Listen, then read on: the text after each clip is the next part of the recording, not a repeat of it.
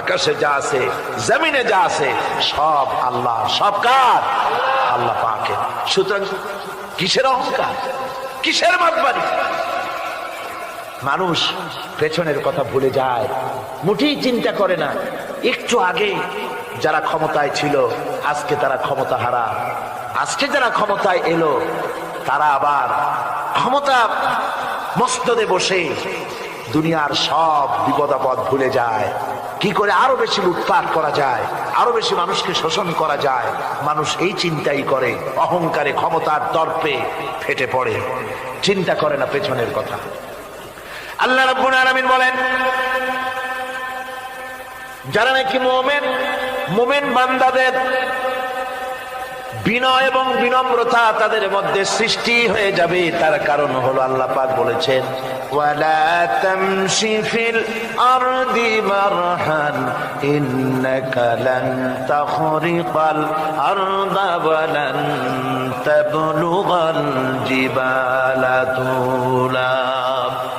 ওয়ালা তামশি ফিল আরদি মারহান, আমার জমিনের উপরে অহংকার করে পা ফেলো না।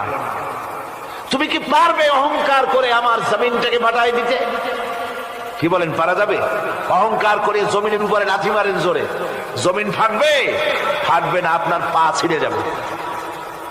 আপনি কি পারবেন অহংকার করে পাহাড়ের উচ্চতা লাফ দিয়ে ছাড়াই যেতে পারবেন?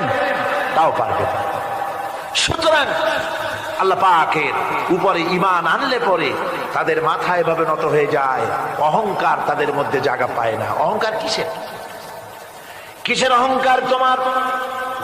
মানুষ তার জন্মের কথা, কোরআনে কারীম বলে মানুষ কি তার জন্মের কথা স্মরণ করে না?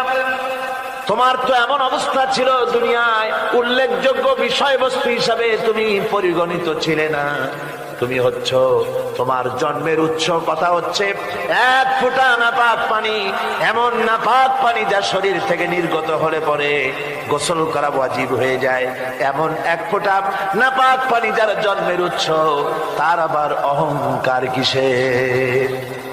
পৃথিবীতে অহংকার যারাই করলো আল্লাহ পাক তাদেরকে ভালো করে দেখায় দিলেন। নমরুদকে দেখায়ছেন, ফেরাউনকে দেখায়ছেন, যুগের ছোট ছোট নমরুদ ফেরাউন যেখানে যেখানে খুঁজে খুঁজে ফেরাউন হয়েছে আল্লাহ সকলকেই দেখিয়ে দিয়েছেন, দেন নাই? দেখিয়ে দিয়েছেন। সুতরাং মাথা নিচু করে চলতে হবে, বিদ্যার বড়াই করা চলবে না। কত লেখাপড়া করেছো তুমি? এমএ পাস করেছো, তাতে কি হয়েছে? সবে মাত্র বর্ণবোধ পড়েছ, জ্ঞানের রাজ্যে পা ঢুকিয়েছ, এখনো কিছু শেখনি। টাইটেল পাস করেছ তো কি হয়েছে? কদ্দুর শিখেছ?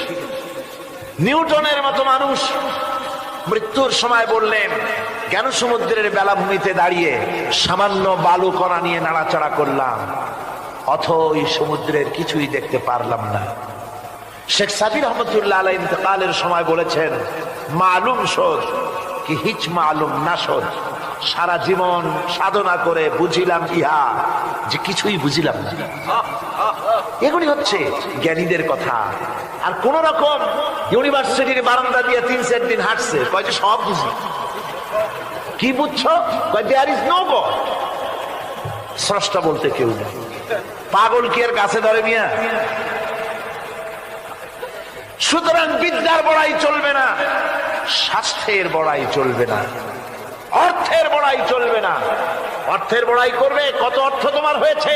আল্লাহ যদি ইচ্ছে করেন ব্রেনের মধ্যে, মগজের মধ্যে এমন টিউমার করে দিবেন, মগজের মধ্যে এমন ক্যান্সার করে দেবেন, হার্টের ভিতরে এমন ক্যান্সার লাগাই দিবেন, 14 গোষ্ঠী বিক্রি করলে ঔষধের পয়সা হবে না। পারবে কিনা আল্লাহ করে? জোরে বলবেন পারবেন কিনা? এমন বহুত অসুখ আছে ডাক্তাররা বোঝেই না ঔষধ দেবে কি, কি রোগ ডাক্তাররাই বোঝেন। এগুলি ইংল্যান্ড এবং আমেরিকায় যখন যাই সেখানে বহুত লোক দোয়া নিতে আসে, কয় যে হুজুর দোয়া করেন, দীর্ঘদিন পর্যন্ত রোগে ভুগতেছি। কি রোগ? অমুক রোগ। তাই এখানে এত মডার্ন মেডিকেল সায়েন্স এত উন্নত হয়েছে, ডাক্তাররা কি কয়? কয় ডাক্তাররা ব্লাড, স্টুল, ইউরিন, কুষ্ঠশুদ্ধা টেস্ট করিয়া কয় যে বুঝি না কি হয়েছে। সুতরাং মুমিন বান্দা যারা আল্লাহর দ্বীনকে কবুল করবে, কালেমা পড়বে, তার অন্যতম একটি কোয়ালিটি হচ্ছে সে বিনয়ী, বিনম্র হবে। সুবহানাল্লাহ পড়ে। অহংকার তার মধ্যে জায়গা পাবে না। মনে পড়ছে সেই দার্শনিকের কথা। একজন দার্শনিক নৌকায় চড়ে যাচ্ছে কোথাও, তো নৌকায় চড়ে যাচ্ছে, দার্শনিক একা, মাঝি নৌকা বাঁধছে। দার্শনিক মানুষ তো, মাথার মধ্যে দর্শন গিজগিজ গিজগিজ করছে, কথা বলার লোক পায় না। এখন মাঝির সাথেই কথা বলার সিদ্ধান্ত নিল। শেষ পর্যন্ত বলল, রে মাঝি, কত বছর নৌকা চালাও? তা তো বহুত বছর, জীবনটাই কাটাই দিলাম। ভূগোল চেনো? ভূগোল কখনো দেখেছো? কই যে না, ভূগোল আমি দেখবো কোথাতে, আমি হলাম গরিব মানুষ, এগুলি ধনীদের কাম, তারা হয়তো খায় টায়, আমি ভূগোল দেখিও নাই খাইও নাই। বলে আশ্চর্য কথা, ভূগোল মানুষে খায় নাকি? জীবনটা তো চাইরে নেই, নষ্ট করে ফেলাইছে। মাঝি দাঁতগুলো বাইর করে দিয়ে বলতেছে, স্যার হইতেও পারে। কিছুক্ষণ পর দার্শনিক বলছে, এই বেটা, দর্শন বোঝো? স্যার খামোখাই শরম দিচ্ছেন, এ সমস্ত বড় লোকের খাবার, ওগুলি আমার সামনে বলে লাভটা কি? আমরা গরিব মানুষ, এগুলি আমরা কোনোদিন দেখিও নাই খাইও নাই। দার্শনিক বলছে, বেটা বেওকুফ, দর্শন মানুষে বুঝি খায়? তোর জীবন আটা নাই মিশা। মাঝি কয়, হইতেও পারে। এবার দার্শনিক বলছে, এই বেটা, কিছুই তো জানো না, খালি দাব বাই করো, ইতিহাস চেনো? মাঝি বলছেন, স্যার, এইবার একটা কথা বলছেন যেটার সাথে কিছুটার মিল আছে, আমি খাইছি। সেটা হচ্ছে, বাপ গরিব ছিলেন, কিন্তু মাঝে মধ্যে শীতের মৌসুমে পাতিহাঁস জবাই করে আমরা খাইতাম, আর বিবাহের সময় শ্বশুর বাড়ির রাজহাঁস জবাই করে খাওয়াইছিল, কিন্তু ইতিহাস তো খাই নাই, ওইটা কোথায় পাওয়া যায়? দার্শনিক বলছে, বেকুব বেটা, ইতিহাস আর পাতিহাঁস বুঝি এক? তোর জীবন তো বারো নাই মিছা। মাঝি কয়, হইতেও পারে।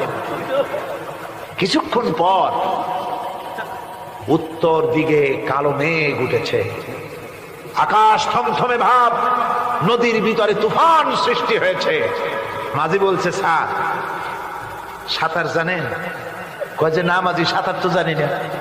মাঝি কয়, স্যার ভূগোল, দর্শন, ইতিহাস, 3 সাবজেক্টে আমার জীবন 12 আনা মিছা। এখন তো দেখি এক সাবজেক্টে 16 আনাই মিছা আপনার। আমার তো 4 আনা আছে, 12 আনা ফেল, 4 আনা তো আছে, ওই 4 আনা দিয়ে আমি সাতরাইয়া কেনারায় উঠে যাব, আর ইতিহাস, দর্শন, পাতিহাস খাইয়া ডুবে মরমিয়া।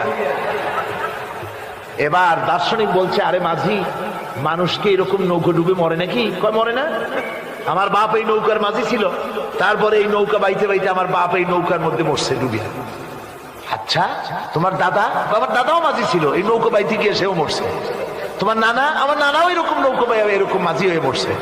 দার্শনিক কয়, তুমি তো দারুণ বেহায়া, যে নৌকায় তোমার বাপ মরলো, দাদা মরলো, সেই ব্যবসা তুমি ছাড়তে পারো না, তুমি তো দারুণ বেহায়া। মাঝিরও বুদ্ধি কম না। মাঝি কয় যে, স্যার আপনার বাপ জিন্দা আছেন? কয় না, মারা গেছেন। কোথায় মরছে?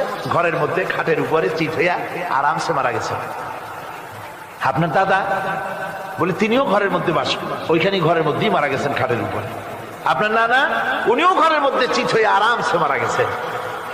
মাঝি কয় যে, আপনিও তো বেশরম কম না, যে ঘরের মধ্যে আপনার দাদা মরলো, নানা মরলো, বুঝতে মরলো, সেই ঘরটা তো এখন আপনি সারতে পারেন নাই। এর দ্বারা মাঝি বুঝাইতে চাইল এই কথা, দার্শনিক সাহেব, মৃত্যুর জন্য সময় হলো আসল কথা। সময় যখন এসে যাবে, সে যে জায়গায় হোক, মৃত্যু তাকে ছাড়বে না। মৃত্যু যখন আসবে, জায়গায় পৌঁছতে হবে, আর সময় যখন আসবে, এক মুহূর্ত আগে পিছু করা হবে না। মউত আসার সাথে সাথে আজরাইল তার সামনে এসে যাবে, এক মুহূর্ত বাঁচতে পারবে না। সুতরাং মোমেন ব্যক্তি, তার দিলের মধ্যে মৃত্যু সম্পর্কে কোন ধরনের ওই ধরনের চিন্তা থাকবে না, পরান্ডা নিয়ে কোন রকম নিবাসী এরকমের চিন্তা থাকবে না। জীবন আল্লাহ দিয়েছেন, আল্লাহ নিবেন, সময় আসলে এক মুহূর্ত দেরি করা হবে না। সুতরাং সেই জীবনটা যিনি দিয়েছেন, তার রাস্তায় যাওয়ার জন্যই সে তৈরি থাকবে। এটা হলো মোমেনের কোয়ালিটি। আমার বন্ধুগণ, এরপরে মোমেনদের ভিতরে আরেকটা জিনিস হবে, সেটা হচ্ছে নূহ আলাইহিস সালাম মাছে তারে গিলে ফেলে দিল। হতাশায় তিনি হার্ট ফেল করেন নাই। মাছের পেটের মধ্যে যদি কেউ চলে যায়, বেরিয়ে যাওয়ার জন্য কোনো ব্যাকডোর আছে নাকি? কোন পালাবার কোন রাস্তা আছে? মাছের পেটের জানালা দরজা আছে কিছু? কিছুই নেই। তিনি হতাশ হলেন না। মাছের পেটের ভেতরে বসে হযরত ইউনূস আলাইহিস সালাম বুক ভরা আশা নিয়ে আল্লাহর দরবারে তিনি ঘোষণা করলেন, লা ইলাহা ইল্লা আনতা সুবহানাকা ইন্নী কুনতু মিনাজ জালিমিন। পড়েন না সবাই, লা ইলাহা ইল্লা আনতা সুবহানাকা ইন্নী কুনতু মিনাজ জালিমিন। হযরত ইউনূস আলাইহিস সালাম বললেন, আল্লাহ তুমি ছাড়া কোনো ইলাহ নাই, তোমার পবিত্রতা ঘোষণা করছি, আমি জালিমদের অন্তর্ভুক্ত হয়ে গেছি। তিনি যখন চিল্লাচ্ছিলেন, মাছের পেটের ভিতরে বসে যখন কাতরুক্তি করতেছিলেন, আল্লাহ বুঝি তখন শোনেন নাই সে কথা? কি বলেন? আল্লাহ বুঝি তখন তন্দ্রায় বা নিদ্রায় ছিলেন না? আল্লাহ পাক কি ঘুমান? তন্দ্রায় যান? লা তাখুযুহু সিনাতুন ওয়ালা নাওম। আল্লাহ রাব্বুল আলামিন বলেন, কোন তন্দ্রা বা নিদ্রা আল্লাহ রাব্বুল আলামিনকে স্পর্শ করে না। হযরত ইউনূস আলাইহিস সালাম যখন মাছের পেটের ভিতরে বসে চিৎকার মারলেন, আল্লাহ পাক বলেন, ইউনূস রে, তোমার ওই ডাক কেউ শোনে নাই। দুনিয়ার কোন রাজা বাদশাহ শোনে নাই, দুনিয়ার কোন বন্ধু বান্ধব তোমার শোনে নাই, কিন্তু আমি তোমার আরশের মালিক, আমি রব্বুল আলামিন শুনেছি। শুধু শুনি নাই, সঙ্গে সঙ্গে জবাব দিয়ে দিয়েছি। ফাস্তাজাবনা লাহু ওয়া নাজ্জাইনাহু মিনাল গাম্মি। পড়েন, ফাস্তাজাবনা লাহু ওয়া নাজ্জাইনাহু মিনাল গাম্মি ওয়া কাযালিকা নুনজিল মুমিনিন। আল্লাহ পাক বলেন, আমি জবাব দিলাম। মাছের পেটের ভিতরে বেদনা শুরু হয়ে গেল। মাছ আর তলদেশে শুয়ে থাকতে পারলো না, সাঁতরাতে পারলো না। মাছ ভেসে উঠল উপরে। পেটের যন্ত্রণায় মাছ কিনারায় চলে এসে বমি করে দিতে পারলে যেন বাঁচি, এই অবস্থা মাছের হলো। কিনারায় চলে এলো, বমি করে ইউনূস আলাইহিস সালামকে ফেলে দিল। মাছও বাঁচলো, ইউনূস আলাইহিস সালামও বাঁচলো। আল্লাহ রাব্বুল আলামিন বলেন, মুমিনেরা শোনো, শুধু ইউনূসকে নয়, ওয়া কাযালিকা নুনজিল মুমিনিন। এইভাবে করে মুমিন বান্দারা যদি আমাকে ডাকে, আমার কাছে যদি হাত ফাইলায়, আমি আল্লাহ রাব্বুল আলামিন মুমিনদের এভাবে বিপদ মুক্ত করে দেই। আল্লাহ পাক বিপদ মুক্ত করে দেন। ওয়া ইয়াত্তাকিল্লাহা ইয়াজআল লাহু মাখরাজা। আল্লাহকে যে ভয় করে, আল্লাহ তার জন্য রাস্তা খুলে দেন। জোরে কোন সুবহানাল্লাহ। দেখেন, ইউসুফ আলাইহিস সালাম, জুলাইখা তাকে আটকায় ফেলেছে ঘরের মধ্যে, তালা দেওয়া, খিল দেওয়া, ছিটকানি মারা, পালাবার পথ নাই, চতুর্দিকে উলঙ্গ নগ্ন চিত্র। আর এই সুন্দরী যুবতী নারী জুলাইখা তার প্রেম নিবেদন করেছে হযরত ইউসুফের কাছে। যৌবনে ভরা, টকবকে যৌবনের যুবক হযরত ইউসুফ আলাইহিস সালাম, সৌন্দর্যের পিরামিড, বাঁচার কোনো পথ নাই জুলাইখার কুপ্রবৃত্তি চরিতার্থ করে দেওয়া ছাড়া। কিন্তু হযরতে ইউসুফ আলাইহিস সালাম আল্লাহ রাব্বুল আলামিনকে ডাকলেন, হতাশায় ভেঙে পড়লেন না, আল্লাহকে ভয় করলেন, আল্লাহকে ডাকলেন। আল্লাহকে ডেকে, আল্লাহকে ভয় করে তালাবদ্ধ দরজার দিকে যখন দৌড় মারলেন, রব্বুল আলামিন আপন কুদরতে দরজার তালাগুলি খুলে দিলেন। ভাইরা আমার, এভাবে করে মুমিনেরা কখনো হতাশ হয় না। ফাইন্না মাআল উসরি ইউসরা, ইন্না মাআল উসরি ইউসরা। মনে রাখতে হবে, দুঃখ কষ্টের সাথে থাকে সুযোগ সুবিধা, আর প্রত্যেক অসচ্ছলতার সাথে থাকে উদার সচ্ছলতা।